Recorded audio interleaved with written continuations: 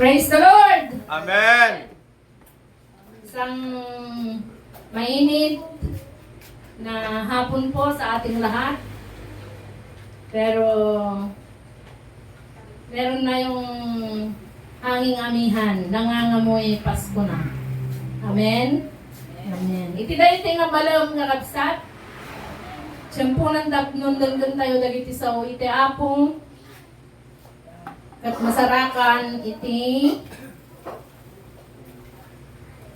Acts chapter 20 verse 18 kasto iti panagkunana.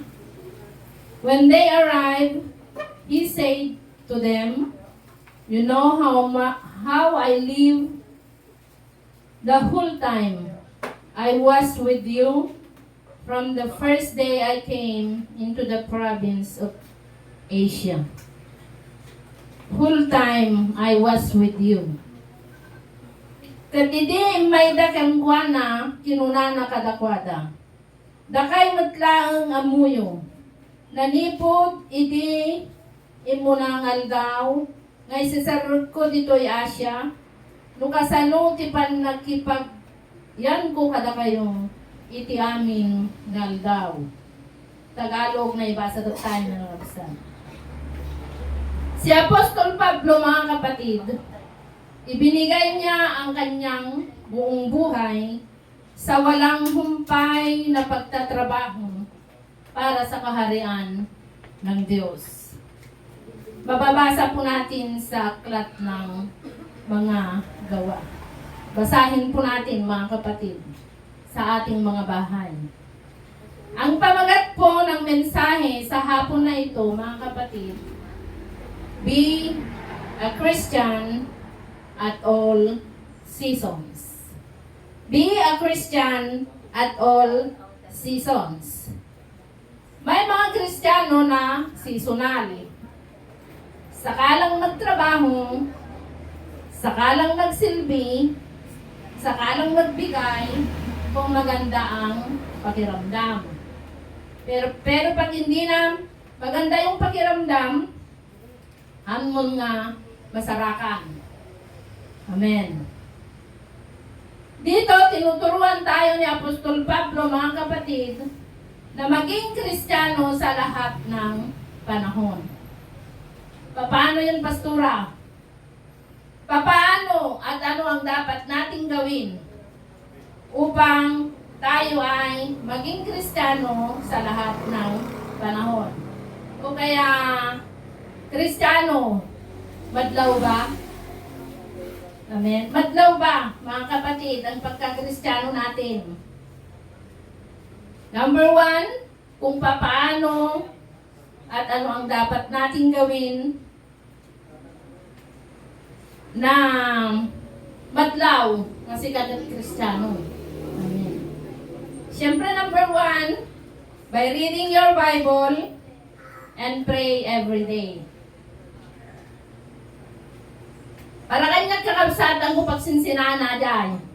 Pwede kantami, dubing kami. Read your Bible, pray every day. Tapno dumakkel ka kung na. Basa ang Biblia, agkararag ka. Tano dumakkel ka kung na nakakabsat. Read your Bible, pray every day. Latest, dagiti cellphone tayo niya kakabsat. Sino ti latest ti cellphone na? The Bible app na kakabsat.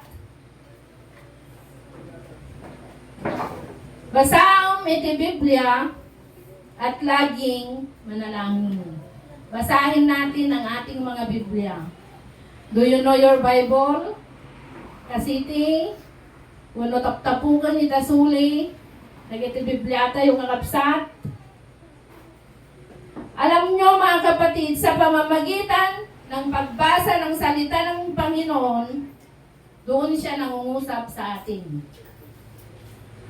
Lubasan ti Biblia, ijay nga makikatkatungtong yan ka ni Apo Diyos. At sa pananalangin, nangungusap tayo sa Kanya. Makikatkatungtong tayo magkiniapo. Nagkararag tayo, makikatkatungtong tayo magkiniapo. Naala yung karabsat? Amen. Makatuturo kayo sa amin. Ulitin kakabsat, nangungusap ang Diyos sa atin, sa akin, sa iyo, sa pamamagitan ng kanyang mga banal na salita. Amen. Ngunit, kung ang Biblia mo ay nasa sulok, nasa suye, at tila suli nga mataptapukan, kasano nga rod kakabsat, nga makikatungtong kanyam ni Apo Diyos. Katno ang kararag kamot, makikatungtong kamot kini ama tayo nga da sa dilangit. Sa kantulag kararag o da kailangan, han kumanya kakabsat. Yung masapol, iti panagbasa, iti sasaw, iti apong, kun panagkarkararag, dahil tati may sa kakabsat nga pakakitaan, nga datayo kat Kristiyano. Amen. Nga mo tayo, the Bible works. At dati mabalinan na, dagiti sasaw, ti apo, ti panagbiag tayo. Amen. And the prayer works. At dati, mabalinan ti panagkararag tayo kini Apo Dios. Isu nga, the Bible works, the prayer works. Masapol nga mamuan tayo mga kapsat. We must know this, mga kapatid, kaya huwag mong paghiwalayan ito. Reading the Bible and praying. Purihin ang ating Panginoon. Kasi habang tumatagal tayo na Kristiyano, marami na tayong nalalaman. Mula sa ating pakikinig sa mga salita ng Diyos, mula sa ating pagbabasa sa salita ng Diyos, at habang pinag-aaralan natin mga kapatid, meron at merong bagong kahulugan sa ating mga buhay. Parang balong malalim na habang hinuhukay, tumatamis ang tubig na bumabalong na galing sa balon. Sa buhay natin mga kapatid, habang hinuhukay natin, tumatamis ang salita ng Diyos sa ating buhay. Pero, kailangan nating isabuhay ang mga salita ng Diyos, mga kapatid. Upang ikaw mismo ay maranasan mo ang mga salita ng Diyos na ito ay totoo. Upang ikaw, mga kapatid, maunawaan mo ang salita ng Diyos sa iyong buhay. Ikaw mismo, mapapatunayan mo mga kapatid. Ikaw ang magpapatunay ng mga salita ng Diyos na iyong napag-aralan, ang mga salita ng Diyos na iyong narinig, ay totoo. Amen. Ganun pala, kung natayo kakabsat. Hindi pa nagdadalmi kakabsat, nga Tres Marias Pastoras. Ado dagiti madadalmi mo kakabsat. Kat habang dumadami ang aming kaalaman tungkol sa salita ng Diyos, bumabalong ang karunungan. Bumabalong ang pagkaunawa patungkol sa salita ng ating Panginoon. Kaya salamat sa masipa na ating bishop. Amen. Na nagsishare ng kanyang napag-aralan. Lumanbay marambol-rambol dagiti ututa dagiti papastura kakabsat. Mawindang ko nada pa. So nga isuda surrender. Stop pa pastor ko nada. So nga dagiti sasaw ti Apo kakabsat habang pinag-aaralan natin, hindi lang tayo nakikinig mga kapatid. Hindi lang tayo taga-amen. Nya di pagpagamit ito nya di pagbagat sa mensahera, kada bishop kakabsat masapul mo nga i-validate tayo, ibalbalay tayo. I-validate the scripture. Kadalan tayo magkakabsat. Noon ka nga wandita. Kasla kanya kiti. Amen. Laging magipag-communicate sa ating Panginoon. Diba pag nagbasa tayo ng Biblia, meron yung Iso ti pag-ibatayam, di pa nagkararag mo. Amen. No, magbasa ka ti sasaw ti apong, iti matang na mariknam nga kayat na nga makatungtong ni Apo. Mariknam nga kayat ni Apo ti maki communicate. Amen. Kanga. Kasla di father and child nga kakapsat. No, awan ti komunikasyon, amo makuna nga, aday ti nga agamada. Amo makuna kakapsat nga dati relasyon da nga agama, lawan iti komunikasyon. Kaya, laging makipag-usap sa ating Diyos, mga kapatid. Kasi lagi siyang nandyan. Lagi siyang available. Laging may signal. Unlimited. Kung gusto mong kausapin ng Diyos, nandyan lang siya, mga kapatid. Amuna, dahil rik-rik na, alam niya yung mga nilalaman ng yung mga puso. Pero, kailangan nating sabihin. Amen? Kailangan nating sabihin sa Kanya yung mga nilalaman ng ating mga puso. Huwag yung saka ka lang mag-pray kung may kailangan ka. To the rescue ba, mga kapatid? Ngunit, kahit may problema, mga kapatid,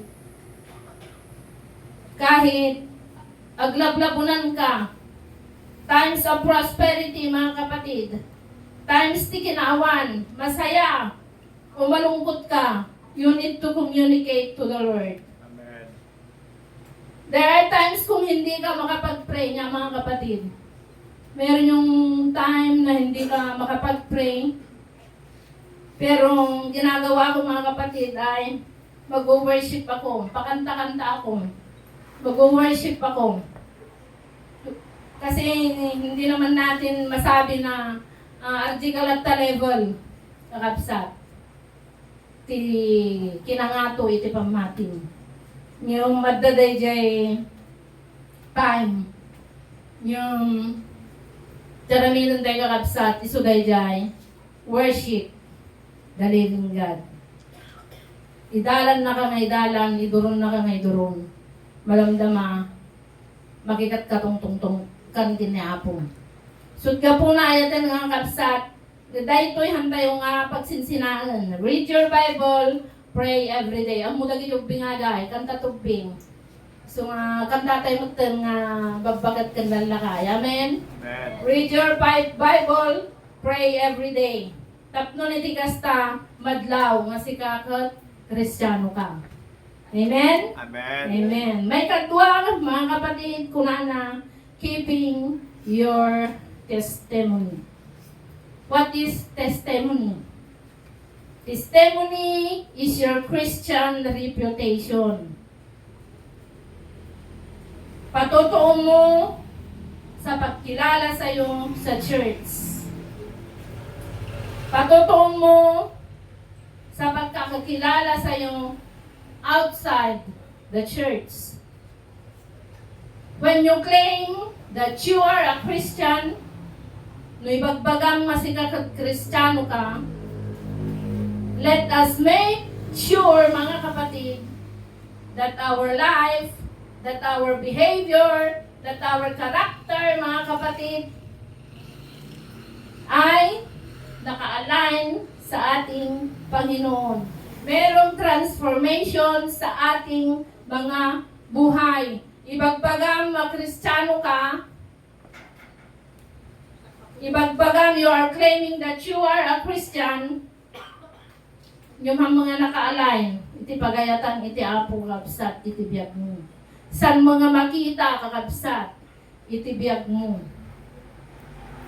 Kunana na Apostol Pablo, mga kapatid, sabi niya, you know my behavior. You know my manners. You can predict me at all seasons. Dala-dala natin, mga kapatid, ang pangalan ng ating Panginoong Jesus. Hindi lang sa loob ng church. Sana, mas lalo pa sa labas ng church, mga kapatid. Sa loob ng ating pamilya, sa loob ng bahay, sa community na ating ginagalawan. We must keep our testimony. Amen? Amen. Madlaw ko nga. Nga di bagbagam, nga Kristiyano ka, madlaw ko ma, sumurusurot, dagiti karakter tayo. Amen? Amen. Antayong tayo mamaturog ang absat. Di may katlo, kunana, keeping the fellowship. Hebrews 10:25, mga kapatid, kunana, huwag nating kaligtaan ang pagdalo sa ating mga pagtitipon, gaya ng ginawa ng ilan. Kundi palakasin ang loob ng isa't isa, lalo na ngayong nakikita nating nalalapit na ang pagdating ng ating Panginoon. Alam niyo mga kapatid, nalulungkot ang Diyos kung ang church ay hindi kompleto. Di ba ang church ay isang body? Nawan dikikit ang nga kompleto nga kapsat. So nawan ni Sister nga Marcelina, abo mo damagan nga kapsat, na nga nakaumay. Kasi malungkot ang Diyos no nga kompleto kakabsat. Malungkot ang ating pastor pag wala yung isa. Kaya dapat, mga kapatid, huwag nating kaligtaan ang pagdalo sa ating mga pagtitipon kasi napapalakas tayo. Amen. Amen. No atag impita kanyam, yung magdati card, kunana, your presence is highly appreciated. Amen. Kunatay mat, yung Kristiyano, your presence is an encouragement. Your presence is an inspiration. Amen. And your presence will add blessing to the church. Mga kapatid, hindi pinag-uusapan ang mga rasones natin. Ang gusto ng Diyos ay ibigay natin ang the best, magpursige tayo para makadalo tayo sa kanyang mga gawain. Amen. Amen. Araw ng pagsamba, ang Kristiyano ay nasa church. Araw ng pagsamba, ang Kristiyano ay nagtipon-tipon upang sa ganon ay magpalakasan, magpuri, sumigaw, pumalakpak para sa ating Panginoon. Amen. Praise the Lord. Be a Christian at all seasons. Yan number 1 ko na, kakapsat. Read your Bible, pray every day. Sister, yan. Naglagay po ma.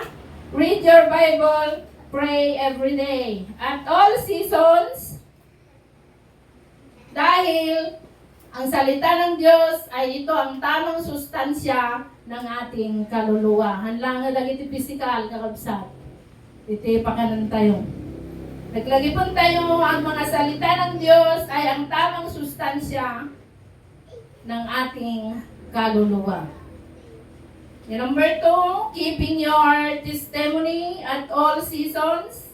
Number 3, keeping the fellowship regularly at all seasons. Kristiyano, itiday tinga malam, kumusta kayo? Madlaw ka diti kina Kristiyano yung kakabsat? Totoo ba? Magpakatotoo tayo mga kapatid. Kasi wala tayong idea mga kapatid na marami palang nai-inspire sa atin kung tayo ay magpakatotoo. Amen? Dapat madlaw, kakabsat. Makita ko ma, dibiyag tayo ni Apo Jesus. Mariknada ko ma, dagiti tattaong, nga hanlang nga sila ti makarikrik na. Maangot da ko ma, kakabsat ni Apo Jesus. Iti Panagbiag tayo, hanlang nga sila ti makangangot. Nyango na takaabay mo, kakabsat. Amen? Ipulagid mo, yung kinakristiyanom. Kadagitisan pa nga namati. Kaya mga kapatid, sa hapon na ito, sino ba ang natutuwa? Sino ang matutuwa, mga kapatid? Pag ginawa natin na magpakatotoo tayo, di ba matutuwa ang ating Diyos? Kunana 37, Salmo, mga awit, mga kapatid, 37 verse 4. As I close my message, kunana, pagayayatamot ni Yuba, kat isuit dan ng tukep ka, nagitita rigagay, tapuson, purihin ang ating Panginoon. Sana mga kapatid, sa hapon na ito, tayo ay magpakatotoo. Tapno ni kasta, madlaw, nga datayong, kat anak ni Apo Dios, madlaw, nga datayong, kat Kristiyano, purihin ang ating Panginoon. Itat ko nitin, ayatan din.